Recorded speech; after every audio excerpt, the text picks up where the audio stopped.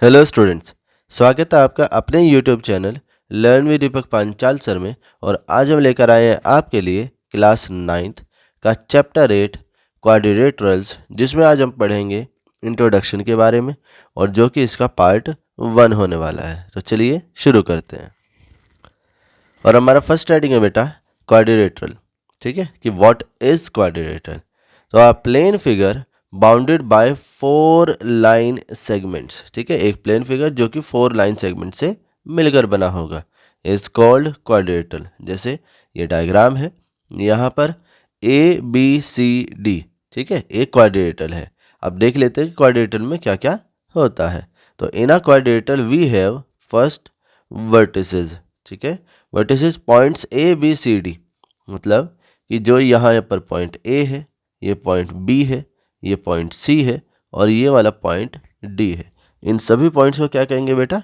इन्हें कहेंगे इसकी वर्टिसेस। ठीक है, क्या कह देंगे? वर्टिसेस कह देंगे इन्हें।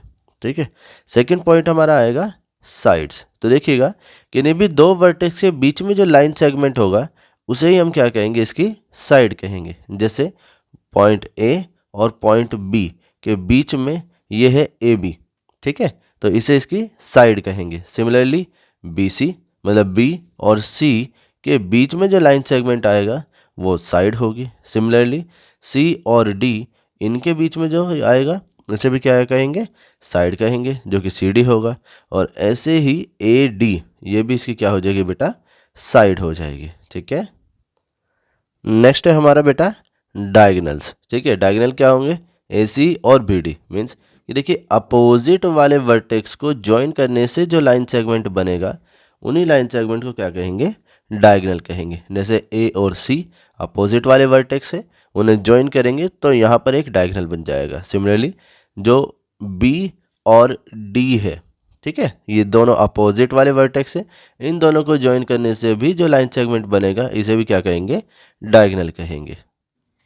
नेक्स्ट है बेटा हमारा एडजेसेंट साइड्स और कॉन्जिक्यूटिव साइड्स। ठीक है, two sides having a common vertex. ठीक है, ऐसी दो साइडें जिनका वर्टेक्स कॉमन होगा उसे क्या कहेंगे? एडजेसेंट साइड्स कहेंगे। जैसे मान लीजिए हम बात करते हैं वर्टेक्स ए की। ठीक है, अब यहाँ से दो साइडें हैं, एक साइड है ए बी और एक साइड है ए डी। ठीक है, तो ये दोनों साइडें क्या होंगी? ये दोनों एडजेसेंट साइड होंगी। क्यों होंगी? क्योंकि इनका एक वर्टेक्स ए कॉमन है। ठीक है बेटा, देखिए ऐसे ही यहाँ पर ए बी बी सी, ठीक है, ए बी और बी सी, जिसके लिए बी वर्टेक्स जो है वो कॉमन है। फिर बी सी सी डी, ठीक है, ये बी सी और ये सी डी, क्योंकि इनके बीच में जो सी है ये कॉमन है।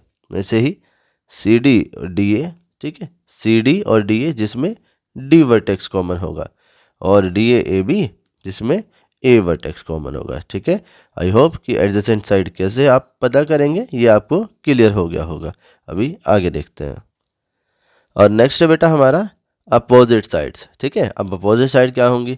तो two sides with no common vertex. ठीक है, ऐसी दो साइडें जिनमें कुछ भी कॉमन नहीं होता। ठीक है, जैसे ए बी सी डी, ठीक, ये ए बी है और ये सी डी है, इनमें कोई भी वर्टेक्स कॉमन नहीं है। Similarly A D B C, इन दोनों के अंदर भी कोई भी वर्टेक्स कॉमन नहीं है, इसीलिए इसे क्या कहेंगे बेटा? अपोजिट साइड कहेंगे। ठीक है, नेक्स्ट है बेटा हमारा कॉन्जिक्यूटिव एंगल्स। ठीक है, कॉन्जिक्यूटिव एंगल क्या होंगे?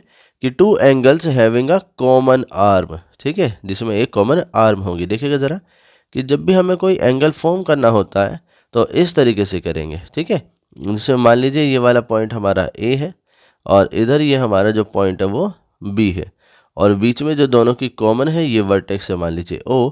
तो ओ ए और ओ बी, इन दोनों को ही क्या कहेंगे बेटा? आर्म कहेंगे। ठीक है, आर्म ऑफ एंगल।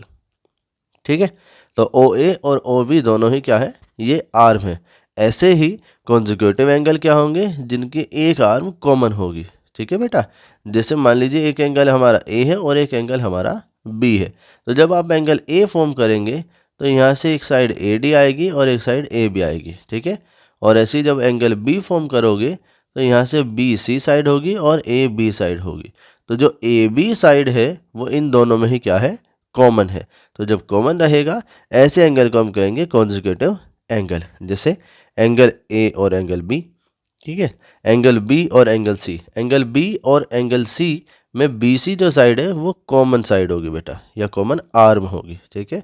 ऐसे ही एंगल सी और एंगल डी, एंगल सी और एंगल डी अगर आप देखते हैं तो इसमें सी डी जो आर्म है ये कॉमन होगी, ठीक है। और ऐसे ही ए डी, ठीक है, एंगल ए और एंगल डी में आपकी साइड ए डी एक कॉमन आर्म होगी। आई होप कि कॉन्जिक्यूटिव एंगल भी आप अच्छे से समझ गए होंगे। और नेक्स्ट है बेटा हमारा अपोजिट एंगल्स, ठीक है। Two angles having no common arm, ऐसे एंगल जिनमें कोई भी आर्म कॉमन नहीं होगी, ठीक है। जैसे एंगल ए और एंगल सी, अगर आप एंगल ए की बात करते हैं तो इसकी आर्म ए बी और ए डी होगी, ठीक है। अगर आप एंगल सी की बात करते हैं तो इसकी आर्म बी सी और सी डी होगी। तो इन दोनों ही में कोई भी आर्म कॉमन नहीं है, तो इन्हें अपोजिट एंगल कहेंगे। ऐसे ही एंगल बी और एंगल डी, ठीक है, एंगल बी और एंगल डी।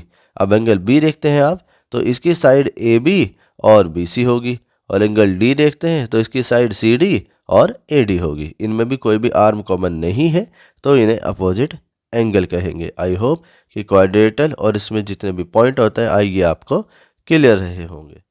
नेक्स्ट हेडिंग है बेटा हमारा वेरियस टाइप्स ऑफ क्वाड्रेटल, ठीक है, क्वाड्रेटल के जो टाइप है। तो पहला है हमारा बेटा पैरेललोग्राम, ठीक है। तो पैरेललोग्राम क्या होगा, देखिए उसकी फिगर कुछ इस तरह की होगी, ठीक है। तो a quadrilateral in which opposite sides are parallel, ठीक है। फर्स्ट पॉइंट क्या होगा कि जिसमें अपोजिट साइड कौन सी, ए बी सी डी या फिर बी सी और ए डी, जिसमें अपोजिट साइड क्या होंगे बेटा, पैरेलल होंगी। अपोजिट साइड्स आर इक्वल, ठीक है, अपोजिट साइड लेंथ में इक्वल भी होंगी, ठीक है बेटा। और it is written as, parallel की दो लाइन बनेगी और जीएम लिख देंगे, मतलब कि अगर इस तरीके से कुछ लिखा हुआ है तो आप उसे पैरेललोग्राम ही रीड करेंगे, ठीक है बेटा। तो ये हमारा पैरेललोग्राम हुआ। सेकंड पॉइंट है हमारा रेक्टेंगल। अब रेक्टेंगल क्या है, तो रेक्टेंगल भी एक पैरेललोग्राम ही होता है ना। अब parallelogram in which opposite sides are parallel, opposite sides are equal and each angle is 90 degree, ठीक है। जो इसके वर्टेक्स वाले एंगल होते हैं ये सभी एंगल 90 डिग्री के होते हैं, ठीक है बेटा। थर्ड है हमारा स्क्वायर। स्क्वायर भी क्या है, एक पैरेललोग्राम ही है, ठीक है। A parallelogram in which opposite sides are parallel, ये पैरेललोग्राम की प्रॉपर्टी होती है, ठीक है। लेकिन उसमें भी कि ऑल साइड्स आर इक्वल, अगर सभी साइडों की जो लेंथ है वो इक्वल होगी, ठीक है। A B B C D A D सभी की लेंथ इक्वल है, ठीक है। ईच वर्टेक्स इज 90 डिग्री, ठीक है। जो वर्टेक्स एंगल है, एंगल ए बी सी और डी, ये सभी एंगल कितने होंगे, 90 डिग्री के होंगे। And diagonals intersect at 90 degree, ठीक है, कि जो इसके डायगनल होंगे वो 90 डिग्री पर कट करेंगे।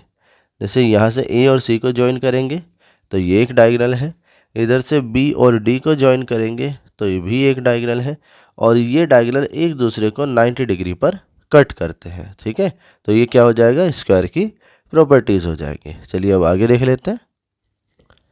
नेक्स्ट है बेटा हमारा रोम्बस। अब रोम्बस क्या है कि a parallelogram in which opposite sides are parallel, ठीक है। जैसे ए बी और सी डी है ना, बी सी और ए डी, ये सभी साइडें क्या है, अपोजिट साइड है और पैरेलल है। ऑल साइड्स आर इक्वल, और सभी साइडों की जो लेंथ है बेटा वो भी इक्वल होगी।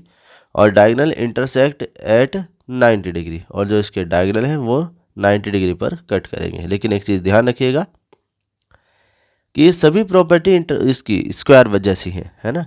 लेकिन ध्यान रखिएगा बस जो वर्टेक्स वाले एंगल है वो 90 डिग्री नहीं होते, ठीक है, वो 90 डिग्री से कम या फिर ज़्यादा होंगे।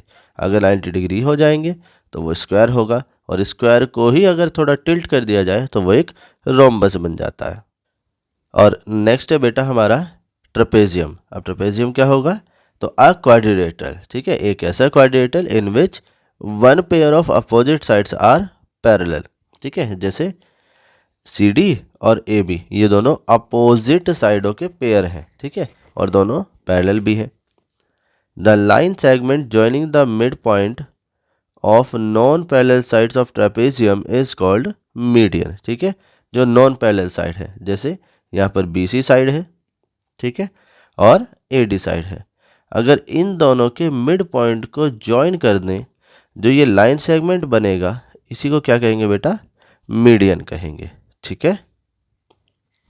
और नेक्स्ट है बेटा हमारा आइसोस्केलेस ट्रेपेजियम, ठीक है। आइसोस्केलेस ट्रेपेजियम क्या होगा बेटा, a quadrilateral in which one pair of opposite sides are parallel, ठीक है, जैसे यहाँ पर AB और CD दोनों पैरेलल हैं, और non parallel sides are equal, ठीक है। और जो नॉन पैरेलल साइड है, जैसे AD और BC, इनकी लेंथ क्या होती है, इक्वल होगी, तो इसे क्या कहेंगे, आइसोस्केलेस ट्रेपेजियम कहेंगे। और लास्ट है हमारा kite, a quadrilateral in which two pair of adjacent sides are equal, जैसे यहाँ पर AB और BC ये एडजेसेंट साइड है, तो इनकी लेंथ इक्वल होगी, और AD और CD ये एडजेसेंट साइड है, तो इनकी लेंथ भी इक्वल होगी। ऐसे क्वाड्रिलेटरल क्या कहेंगे बेटा, काइट कहेंगे, ठीक है। आई होप कि जो क्वाड्रिलेटरल के टाइप थे ये भी आपको अच्छे से क्लियर रहे होंगे।